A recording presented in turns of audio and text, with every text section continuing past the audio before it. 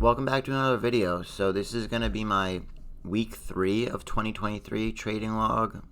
This is from January 17th to January 20th. This whole past week I was feeling very under the weather and I was super busy, so I didn't get this video out, even though I really wish I would have. But I'll be getting this video out and then my week 4 video out really soon. I'm going to keep this video pretty short. This was only a 4-day trading week because we had Martin Luther King Day on January 16th. I took 5 trades on this week. I'm going to go over those 5 trades and then I'll go over one playbook trade that I saw in the week. I really didn't see many great setups. We opened the week January 17th, rejected off of this 400 level on SPY. Tuesday we rejected off this level, and then from about 10:30 a.m. on we sold off the entire day. And then we gapped down Thursday, really didn't provide any opportunities Thursday. And then Friday I was looking for more downside. I didn't really see many great setups, didn't really see anything catching my eye, and we pushed up all day. So that was how the week went. It was a short 4-day week, and let me get into the trades now. So the second week of 2023 provided a pretty strong close on ES over 4,000, and that came after 3 straight consolidation weeks. And I was looking for upside going into the week. So on Tuesday, I was looking to trade ES to the upside. Let me go to my trade log here on TradeZella. I took 2 trades on ES. So going into the day, I knew that 4,000 was going to be a level, 40.20 would be a level, and around 40.30 / like 40.35 was around where 400 on SPY was. So I've kind of rejected off this 40.20 level, pushed down, and then we're coming back up and had broken over high of day, and we're pulling back, and I saw that this 40.20 to 40.15 zone was a lot of price action was occurring between that. So after we had broken over high of day, I wanted to get a entry to the upside to see if we could then get to that 40.30 and break over and potentially run over 400 on SPY, because I thought that if we broke over 400 on SPY and held over, that we could continue for, I don't know how far, but that we could see a continuation move. So at 9:56, I got an entry on 3 MES contracts at 40.19, and I wrote down below in my notes that I should have had a stop loss at 40.15, but I cut out at 40.17.75, so a really small $20 loss. But had I stayed in this trade and not cut out, I would have caught this move up to 40.30, and then we kind of rejected around this 400 level on SPY before selling off. So that was the first trade. So then my second trade on the day was also an MES trade, and I traded 3 contracts again. And once that we had broken over 40.30, I wanted to see a pullback entry on the hold of 40.30 / 40.28, which was like around the pre-market high. So I got in 3 contracts at 40.29. I got an entry below 40.30. My stop loss was going to be 40.27, so I'm risking only 2 ticks, really small stop loss. And I scaled one about 7 minutes later. For me, that doesn't seem too long, but for me, a 7-minute hold is actually a decent amount of time. This was at high of day, and then I cut out of the remaining 2 contracts a minute later for break even after realizing that we weren't really pushing over high of day. We were creating a bull flag, but we weren't pushing, and I was kind of seeing that. So I just wanted to cut out for break even, and then we ended up selling off. So those were my 2 trades from Tuesday. Nothing really of note. I thought that they were fine trades to take. They were good risk to reward trades, but they just didn't work out.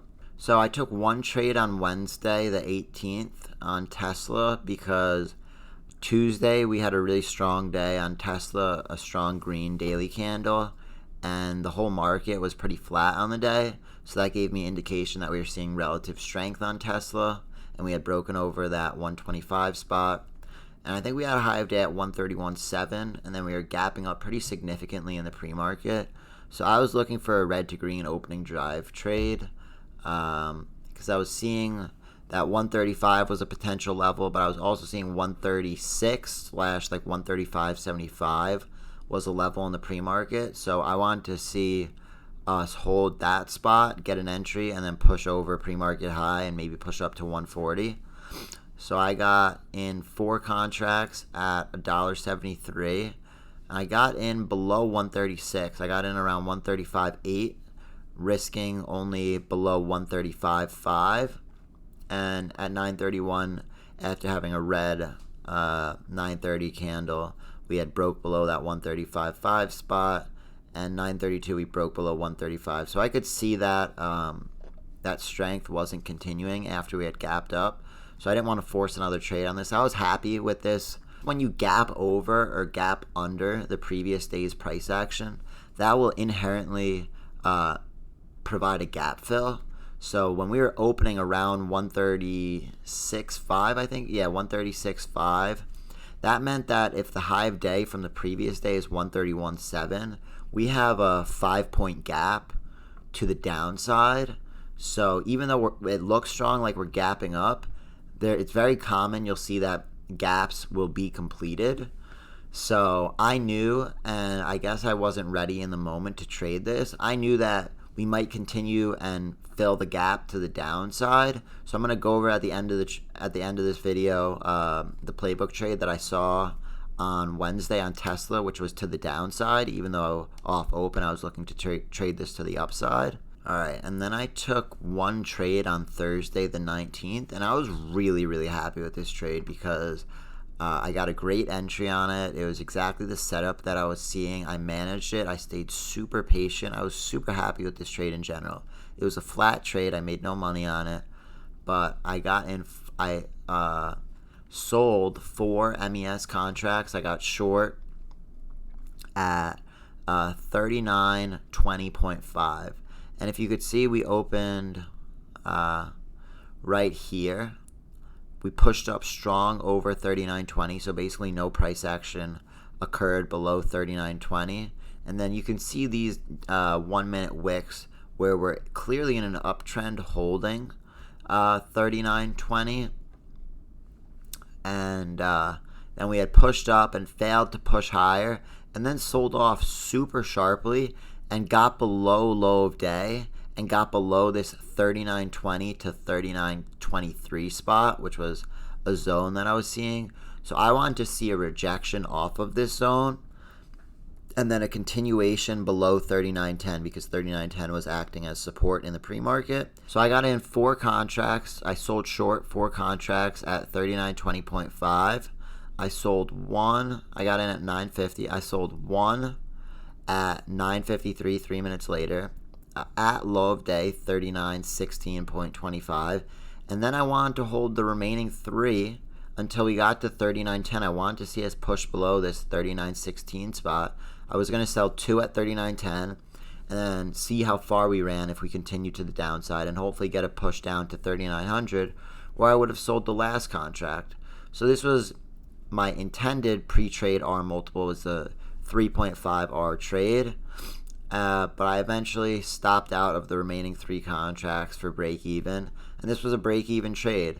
But it just goes to show that if I continue to take trades and manage them this way, keeping a super tight stop loss, and I get in the right trades and I can manage them accordingly and have them fully play out the way I want to, I'm going to be catching really nice winners. But if I can keep my losers this way, basically break even losers, I'm going to be really, like, eventually, and it hasn't shown this year, I'm going to be very profitable because I know the trades that I'm taking. I know the playbook trades.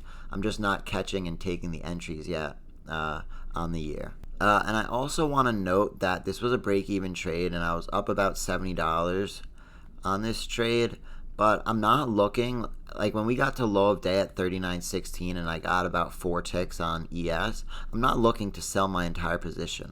I'm trying to let my trades run until my profit targets, or I'm just going to stop out for break even or whatever my trailing stop loss is.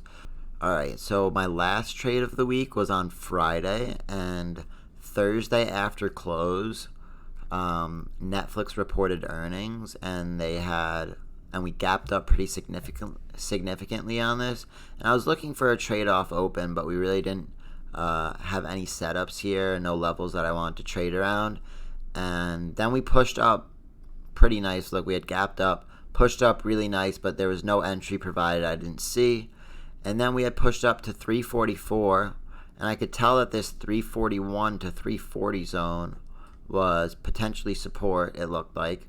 So I got in 3 contracts at about 340.5, and I was looking to see us hold 340, and if not, hold 339.5, 339 area. So I got in, and then I basically bottom ticked out before we had pushed up here, even though we didn't push up too high, and then eventually we sold off. All right, so the playbook trade that I want to go over from Wednesday on Tesla after we had gapped up pretty significantly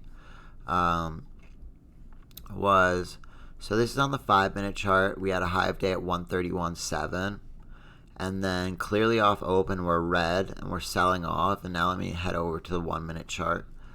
So pre-market low was about 132 and previous day high is 131.7. So we're selling off open. We get below 135. We're clearly in a downtrend. We're weak, but we bounce off this 133 level and then continue up and then reject off of 135. So pretty clear price action.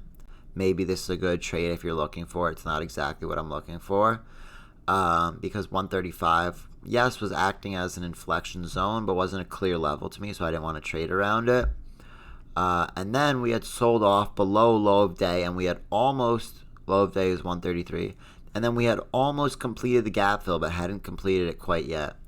And after we had broke below low of day, we're consolidating for a period of time, and you can see this wick rejects off of 133, and then we reject off 133 again. So either of these entries on the rejection of 133 for a play down to complete the gap fill to previous day's high, that's going to be your first profit target, and then 130 is going to be your eventual profit target, is a really good entry with a pretty tight stop loss, is a great setup to take. So if you see a candle close over 133, you're going to get out of this trade. That's really all I saw in the week. I didn't see many great setups. You're going to see in my next video that I saw a lot of really good setups, but since I was under the weather and I just wasn't trading great from week 4, I didn't really have a great week, but you'll see that in the next video.